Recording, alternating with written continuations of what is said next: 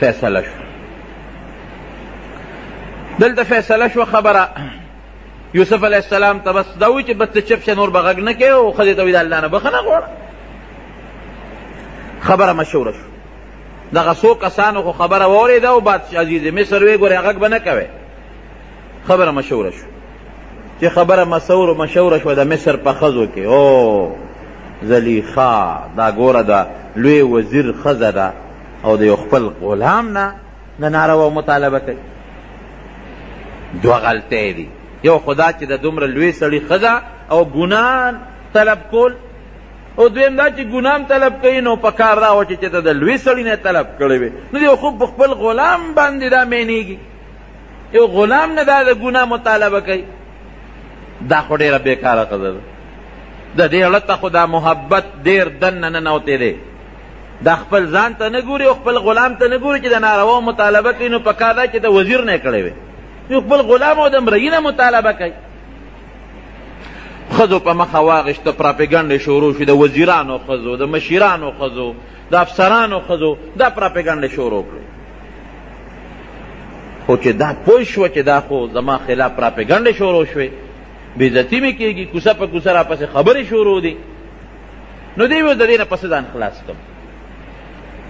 دی یو دعوت وکړه او هغې کې قسم قسم میوې کېښودې او د ټولو وزیرانو د غټو غټو افسرانو ښځو له دعوت ورکړه چې ټول راشي.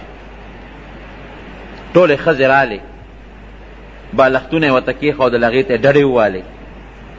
ښځو دا سوچو چې د عزیز مصر ښځې مونږ له ډوډۍ کړې ده اوس مشوره به کوي.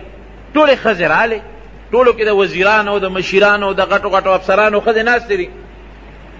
ډوډۍ ورته مخکې کېښوده میوې ورته مخکې کېښودې او د هوښیاره وه زلیخا چړې یې وله لاس کې ورکړې ځکه دا میوې اوس هم خلک په چړو باندې پرې کوي. هغه زمانه کې هم دا رواج و.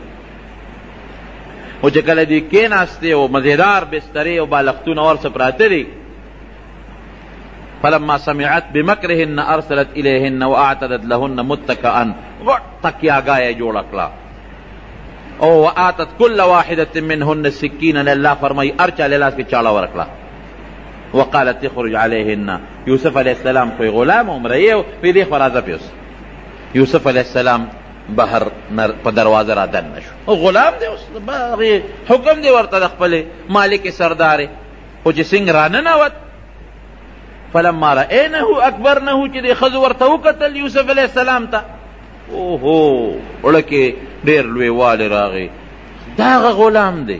یو ښځه یو ته وایي او بل ښځه بل ته وایي او دا خو ډېر خشته دی دا خو ډېر زیات خوبصورته دی. خو چې څنګه هغې ته وکتل نو قطعن ایدیهن د هغه میوو په ځای باندې چړې پرې خپلو ګوتو راښکلې. پوی نه شوې چې دا مونږ میوه پرې کوو او که مونږ ګوتې پرې کوو. د یوسف علیه السلام هغه حسن پې داسې غالب شو داسې چې بس په ځان پوی نه شو د میوې په ځای ګوتې ځان له کټ کړلې او په لاسونو باندې ځان له لاسونه زخمي کړل او سرمنو نه وینې روانې شوې. حاش لله ما هذا بشرا او الله خو ډېر لوی ذات دی ډېر پاک دی. دا انسان نه دی دا هلک دا فرشته ده او په فرشتو کې هم ډېره د عزت او ډېره مزېدار او ډېره خشته او خوبصورته فرشته ده د انسان نشي کېدی. لاسونه یې بلکل پرې کړل د هغه د حسن نه دونه متاثر شوی د انسان نه داسې فرشته معلومېږي مقربه فرشته او عزتمنده فرشته معلومېږي.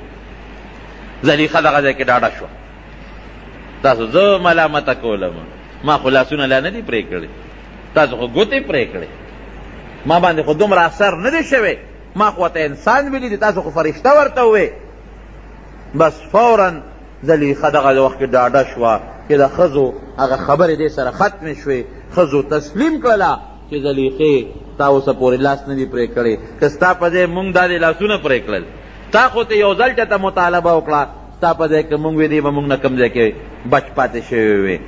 نو دا هغه ځای کې څه وایي دا هغه ځای کې دې اعلان وکړو چې انا راودته عن نفسه فاستعصم ما ته مطالبه کړې ده بلکل ما ته مطالبه او طلب کړی دی. ډاډه شوه چې زه مجبور یم خو ځان یې رانه بچ که ولئن لم يفعل ما آمره ليسجنن وليكونن من الخاسرین. که زما دا خبره او نه منله چې دا ماته کوم مطالبه کړې ده دا به خامخا یوسف علیه السلام زید سر ته رسوي، او که نه منله نو جیل کې به اچوم او په جیل کې به لکه د ذلیلانو غوندې او تاوانیانو غوندې زندګي تېروي. نه پرېږدم جیل ته به ځي، پرېږدم یې نه. او زمونږ دا طالبان دلته کې سوال کوي چې دا د جیل خبره یې څنګه وکړله؟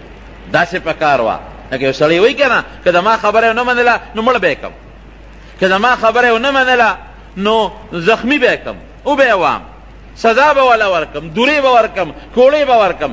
دی وخت کې دا نه وي چې مړ کوم یا دوری ورکوم یا سزا به ورکوم، نه، که زما خبره ونه منله جیل ته به یې لېږم. وی زه جیل ته لېږل خو به بیا راوباسي که نه، خو یې معشوق و که نه، جیل ته لېږل خو نو دی پړه نه راتله چې زه ده ووایم چې دله به سزا ورکم یا زه به یې مړ کم. په مرګ یوسف علیه السلام کم ځای پیرزو کېده یا سزا او دوری والا کم ځای ورکوي، د هغې د خولې نه دوری لفظ وتل کم ځای کېږي، جیل ته به ولېږم، معمولي غوندې سزا والا ورکوم. بیا هم دا خبره داسې وکړه زه خو جیل کې به له شل ورځې تېرې کړي، خو زما د اختیاره به بیا به سبا راوباسم. ښځو بیا ورته مجبوره بلکل تا چې څه کړي دي ښه دي کړي. یوسف علیه السلام دغلته څه وایي؟ ربي السجن احب الی مما یدعونني الیه. یا الله جیل ماله د دې ګناه نه بهتر دی، جیل مې خوښ که ته ما جیل ته لېږې بلکل تیار تابعدار. خو دا ګناه خو تصور د معنی نه کېږي، سوال نه پیدا کېږي چې زه دې ګناه وکړم، بلکل قطعا نه کېږي. جیل مې خوښ دی، الله ما ته جیل د دې ګناه نه خوښ دی. والا تصرف عني کیدهن اصب الیهن واکن من الجاهلین. خو الله د ګناه نه مې ګورې ته ساتې، ګوره د ګناه نه ساتندون کې څوک دی؟ رب العالمین. الله نه به سوال کوي چې ما د ګناه نه وساته. ګنې شیطان درته دا ګناه داسې خشته کي چې سړی په ځان ورته بیا نه پوهېږي. پردی مال هره ګناه چې وي نبی علیه السلام فرمایي دا شیطان سړي ته دا ګناه خشته کی، مزینه کی، ډوله کی، او چې کوم عذاب د الله را طرف نه په ګناه مقرر دی هغه عذاب د انسان د ذهن نه وباسي، دی بیا خامخا ګناه کوي. یا الله که د دې ښځو د مکر نه دې ونه ساتلم ګورې زه به د ډېرو ناپوهیو نه شم.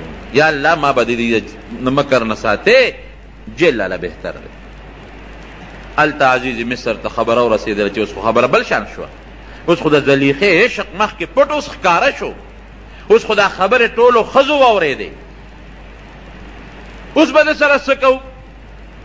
زلیخا خاوند ته وایي ګورې پام کوه سزا به نه ورکې، جیل ته به لېږې. هم مجبوره یوسف علیه السلام یې جیل ته ولېږه. چې جیل ته حضرت یوسف علیه السلام څنګه ننوته د الله نه یې وغوښته جیل ته لاړ. نو هلته کې